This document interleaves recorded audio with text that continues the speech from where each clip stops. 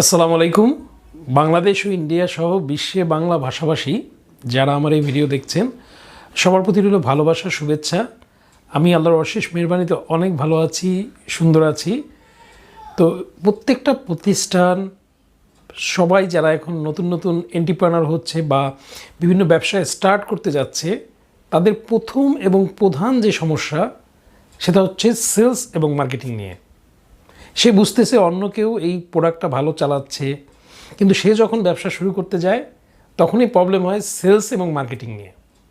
আর মার্কেটিংয়ের একটা বড় পার্ট হচ্ছে সেলস।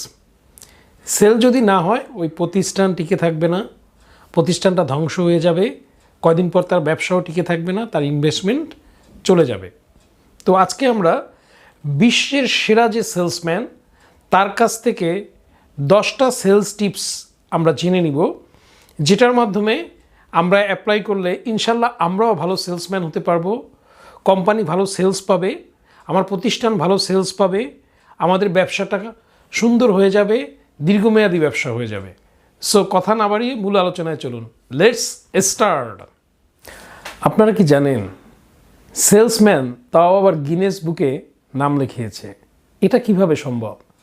দৌড়ে কে ফার্স্ট হয়, কোন ক্রিকেটার বেস্ট রেকর্ড করে বোলিংয়ে, ব্যাটিংয়ে, এগুলো কিন্তু আমরা জানি, কিন্তু কোন সেলসম্যান গিনেস বুকে রেকর্ড করেছে আমরা কিন্তু সেটা জানি না। দ্যাটস ওয়াই যেটা হয়, আমরা আসলে বিক্রয়টা ভালো করতে পারি না, তার কৌশলগুলো জানি না। আজকে আমি তার কৌশলগুলো তুলে ধরব। সেই ভদ্রলোকের নাম হচ্ছে জো গিরাট। আমি স্পেলিংটা স্ক্রিনে দিয়ে দিচ্ছি এবং আপনারা গুগলে সার্চ করলে তার বিভিন্ন বই পাবেন, তার অ্যাক্টিভিটিসগুলো দেখতে পারবেন এবং সে কিভাবে গিনেস বুকে নাম লিখিয়েছে। আরও মজার যে বিষয় হচ্ছে, জো গিরাট 15 বছরে বিক্রয় প্রফেশনে আসেন। 1963 সাল থেকে 1978 সাল পর্যন্ত মাত্র এই 15 বছরে উনি কতটি গাড়ি বিক্রি করেছেন আপনারা কি জানেন? ধারণা করতে পারেন? 100টি, 200টি, 300টি? না, উনি এই 15 বছরে লাক্সারি প্রোডাক্ট গাড়ি বিক্রি করেছে টোটাল 13,001টি, যা গিনেস বুকে এখনও রেকর্ড হিসেবে রয়েছে। এই রেকর্ড এখনও কেউ ব্রেক করতে পারেনি। তার মানে প্রতিদিন অ্যাভারেজে সে 6টি গাড়ি বিক্রি করেছে। চিন্তা করুন, 15 বছর তার কেরিয়ার এবং প্রতিদিন সে 6টি করে গড়ে গাড়ি বিক্রি করেছে। তাহলে কি সে সেলসের টেকনিকগুলো অ্যাপ্লাই করেছে যার মাধ্যমে সে দিনে 6টা গাড়ি বিক্রি করেছে? আমরা তার কাছ থেকে আজকে কৌশলগুলো এখন জেনে নিচ্ছি। ফার্স্ট যে টেকনিক সে অ্যাপ্লাই করতো, understanding that you are not selling a product, you are selling yourself. মানে আপনি কোনো পণ্য বিক্রি করছেন না, আপনি নিজেকেই বিক্রি করছেন। জো গিরাট নিজে বলেছেন, আমি জীবনে কখনো গাড়ি বিক্রি করিনি, আমি নিজেকে বিক্রি করেছি। একটা সেলসম্যান হিসাবে আপনার প্রথম এবং প্রধান কর্তব্য হচ্ছে আপনার নিজেকে বিক্রি করা, নিজেকে কাস্টমারের কাছে আকর্ষণীয় করে তোলা, কাস্টমারের সাথে রিলেশন বিল্ড আপ করা, কাস্টমার যেন দোকানে এসে আপনাকে খুঁজে, অথবা আপনি যদি কোনো প্রতিষ্ঠানে সেল দেন, কাস্টমার যেন চায় আপনি যান, আপনার কাছ থেকে সে পণ্য কিনবে। অথবা আপনি যদি কোনো কোম্পানির শোরুমে কাজ করেন, কাস্টমার চাবে ওই শোরুম থেকেই রেগুলার প্রোডাক্ট নিতে। কেন? সে আপনাকে ভালোবাসে, আপনাকে পছন্দ করে। আপনার কাছ থেকে যদি সে প্রোডাক্টটা নিতে পারে তাহলে সে নিজেকে ধন্য মনে করবে। তাহলে এই কাজটা করার জন্য আপনার কি করতে হবে? কাস্টমারের সাথে রিলেশনটা গ্রো করতে হবে আপনাকে। আমরা ম্যাক্সিমাম সময় যখন কাস্টমার দোকানে ঢুকে বা শোরুমে ঢুকে বা আমরা যখন কোনো কাস্টমারকে ভিজিট করতে চাই, আমরা বেশি ফোকাস থাকি আমাদের কোম্পানির প্রোডাক্টটা সেল করার জন্য এবং এটা নিয়েই আমরা বেশি কথা বলি। অথচ আমরা ভুলে যাই যে কাস্টমারেরটা আগে শুনতে হবে, তার প্রয়োজন আগে জানতে হবে, কাস্টমারের সাথে র্যাপো বিল্ড করতে হবে, মানে সম্পর্ক স্থাপন করতে হবে। আপনি দেখেন, অপরিচিত একটা লোকের সাথে আপনার কিন্তু কথা বলতে ভালো লাগে না, কিন্তু আপনি যদি আপনার কোনো বন্ধুকে পেয়ে যান, তার সাথে কথা বলতে, মনের ভাব আদান প্রদান করতে কিন্তু খুব ভালো লাগে, কারণ তাকে দেখলে আপনি কমফোর্টেবল ফিল করেন। ঠিক কাস্টমারের কাছেও আপনাকে কমফোর্টেবল হিসেবে যেতে হবে, কাস্টমারের কথাটা আপনার শুনতে হবে। তিনি যে কাজটা করতেন, কাস্টমারের সাথে বন্ধুত্বপূর্ণ সম্পর্ক করতেন। তিনি জন্মদিন, বিবাহবার্ষিকী, অন্যান্য যে স্পেশাল ডেগুলো আছে সেগুলোকে সে উইশ করতেন। সে কাস্টমারের সাথে লং টার্ম রিলেশন ক্রিয়েট করতেন। মানে আমরা কি করি যে একটা প্রোডাক্ট বিক্রি হয়ে গেছে আর কাস্টমারের কোনো খোঁজ খবর নেই, একটা প্রোডাক্ট কোনো মতে বিক্রি করতেই পারলেই হচ্ছে। অথচ এই কাস্টমারের সাথে যদি আমি 2 বছর 3 বছর 5 বছর 10 বছর সম্পর্ক রাখি, সে যতগুলো বাই করবে সব কিন্তু আমার কাছ থেকেই করবে, এবং শুধু বাই করবে না, সে কী করবে, আরও রেফারেল কাস্টমার আমাকে দিবে। অ্যাজ এ সেলস পারসন আমাদের কিন্তু এটা মনে রাখতে হবে। সুতরাং পৃথিবীতে গিনিস বুকে যে নাম লিখিয়েছে সেই বলেছে আমি কখনো প্রোডাক্ট বিক্রি করিনি, আমি নিজেকে বিক্রি করেছি। আর তার এই সত্যিকারের বন্ধুসুলভ আচরণেই তাকে গিনিস বুকে নাম লেখাতে সাহায্য করেছে। সুতরাং আপনি নয় কেন, আপনি যদি বিক্রয় প্রফেশনাল হন তাহলে এই সূত্রে অ্যাপ্লাই করবেন।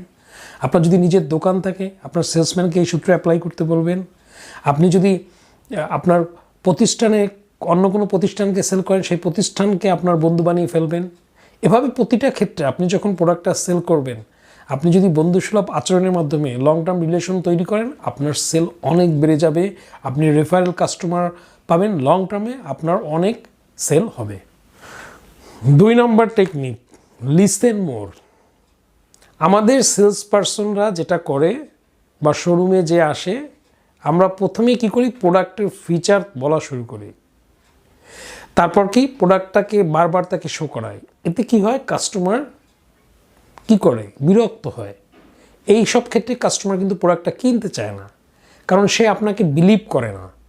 আপনাকে যদি বিলিভ না করে সে কিন্তু প্রোডাক্ট কিনতে চাবে না।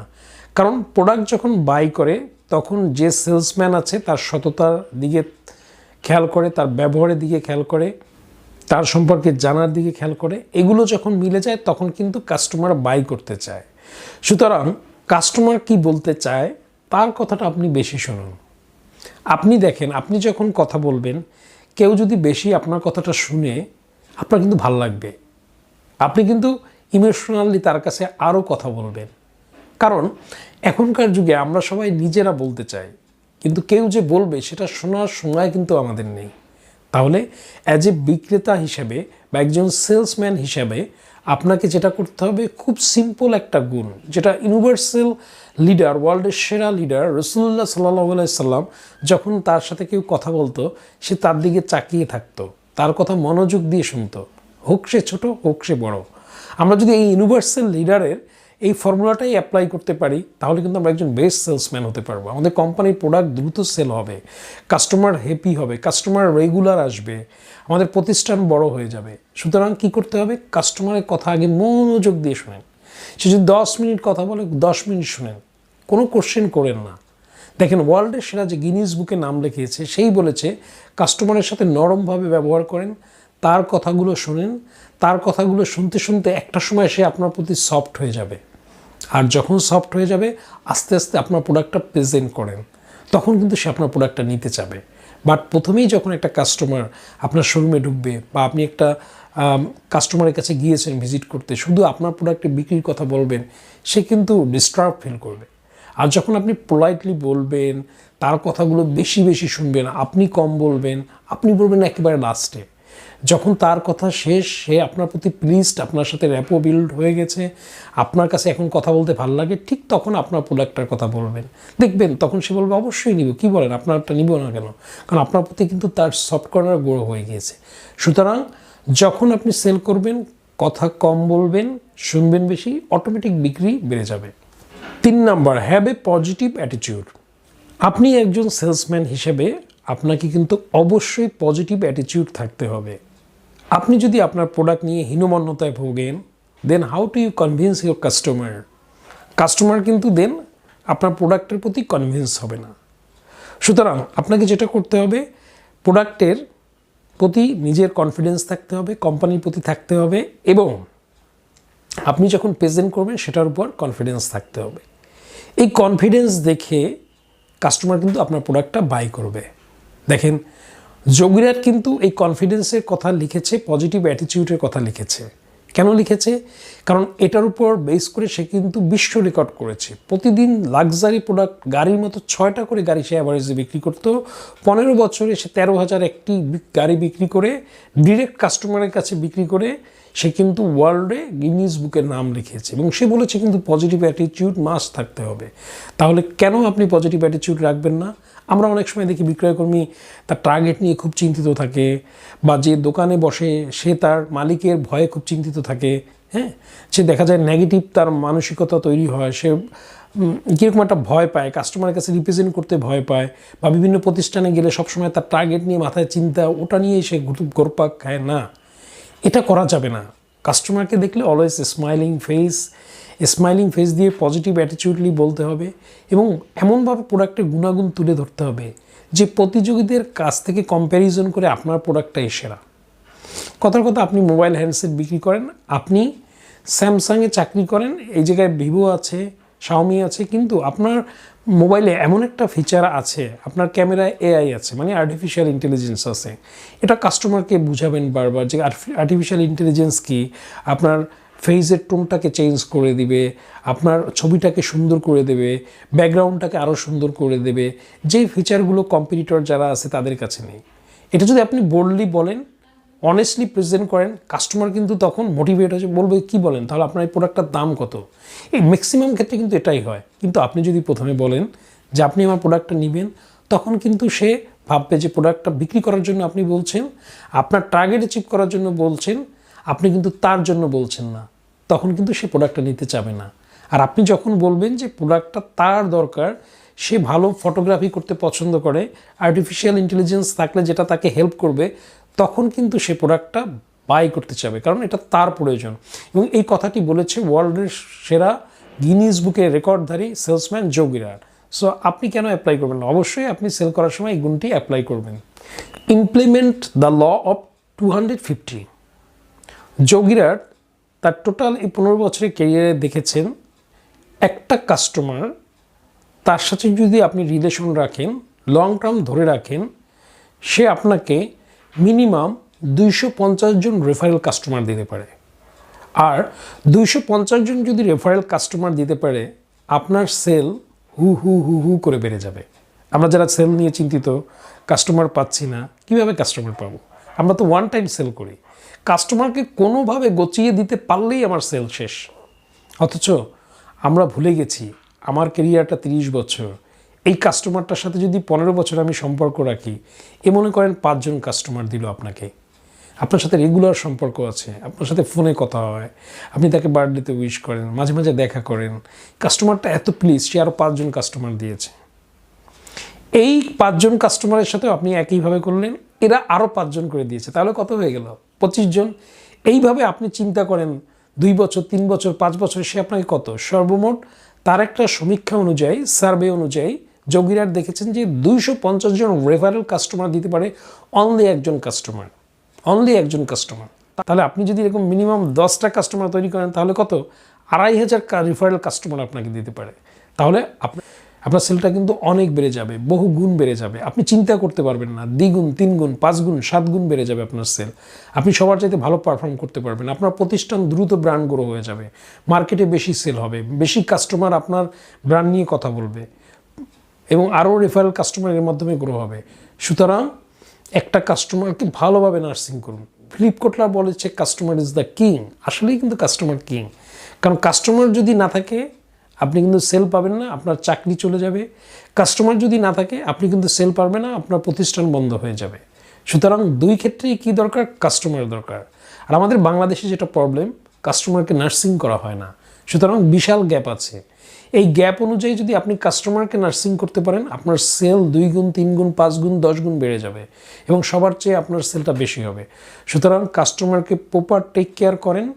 কাস্টমারকে প্রপার টেক কেয়ার করলে সে আপনাকে 250 রেফারেল কাস্টমার দিবে, আপনার সেল বেড়ে যাবে।